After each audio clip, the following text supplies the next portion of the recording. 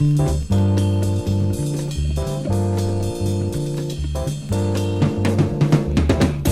amur, în ceas de dor, la trezitul stelelor, pe un lujer de aglice s-a oprit pitulice.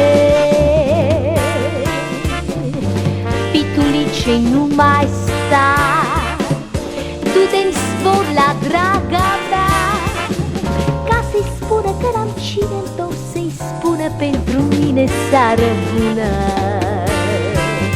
Dorm sub streși în rândunele, vrăbile dorm și ele, iar stufe case vechi s-au strâns berzele perechi.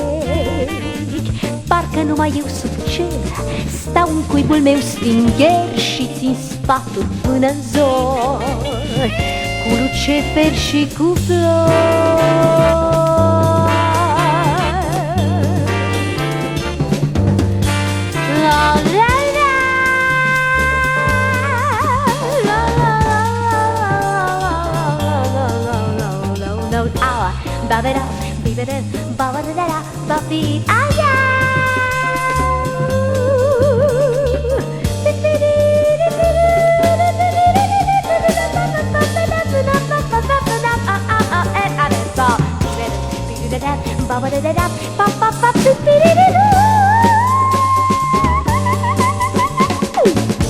Dorm sub streși în rândunele, vrăbile dorm și ele, iar în stufe case vechi s-au strâns berzele perechi.